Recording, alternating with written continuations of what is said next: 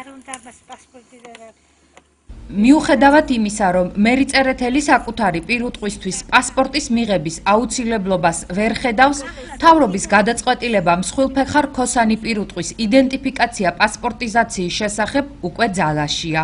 პასპორტიზაციაზე თუ გსმენიათ რამე აქამდე? არაფერი. ხო, ხალხს არ აქვს პასპორტი და სახონელის პასპორტი რა ვიცი.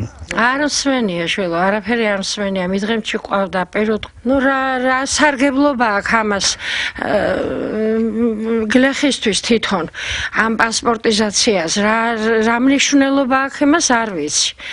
ახლა მოსმენ როგორ არ გაგვიგია, ვიცით, საქმის კურსში ვართ, რაც ხდება, მაგრამ ჩვენამდე არ არის მოსული და რა ვიცი ახლა. გადაწყვეტილება მსხვილფეხა რქოსანი პირუტყვის მფლობელს გარკვეულ ვალდებულებებს აკისრებს. მოსახლეობა საკუთარი მოვალეობების შესახებ ჯერ ინფორმაციას არ ფლობს. ჩემი გაგებით ეს აღრიცხვა აუცილებელია. უნდა იცოდეს სახელმწიფომ და უნდა იცოდეს ეს მუნიციპალიტეტია თუ ვინც არის რა გააჩნია თავის ტერიტორიაზე. ამის მიხედვით განსაზღვრავს მისას საკვებსაც. ახლა ალბათ ამაზედაც რაღაცა გადასახადს ჩამოიღებენ ალბათ და რაღაცას კიდე მოიგონებენ და იმიტომ ხალხი სოფელში მიტო ცხოვრობს დედა და არის თავისუფლად უნდა იყოს რომ ძროხაც ყავდეს იმაზე იწვალოს რაღაცა მთელი წელი ვშრომობ და არაფერი არ მოდის. სურსათის ეროვნულ სააგენტოში აცხადებენ, რომ პროცესი თანამედროვე ევროპული სტანდარტების შესაბამისად ხორციელდება. მოსახლეობისათვის ეს არანაირ პრობლემას არ წარმოადგენს, იმიტომ რომ ეს იქნება აბსოლუტურად უფასო ამ 13 წლის განმავლობაში მოხდება ასევე პასპორტიზაცია მსხვილფეხა რქოსანი პირუტყვისა, სადაც აღრიცხული იქნება ყველა ის პროცედურა, რომელსაც ჩვენ ჩავატარებთ, ეს არის ვაქცინაცია, ეს არის მკურნალობის პროცესი, რათა ჩვენ სრულად ვაკონტროლოთ მსხვილფეხა რქოსანი პირუტყვი მისი დაბადებიდან დაკვლამდე. მოსახლეობა იმედოვნებს, რომ თუ საქონლის რეგისტრაცია აუცილებელია, მაშინ სახელმწიფომ უფასო ვაქცინაციით უზრუნველყოფა უნდა მოახდინოს. სახელმწიფო უმკურნალებს შესაქონლის, ესენი უამტყოფოდ არ არსებობს საქონელი. ნერსებში წამარს ფულს ვიხით და ყველაფერი. პრობლემები არაფერი, რა მაქვს საყოლიების იმას. არაფერი. პრობლემები მაქვს თავრობაზე.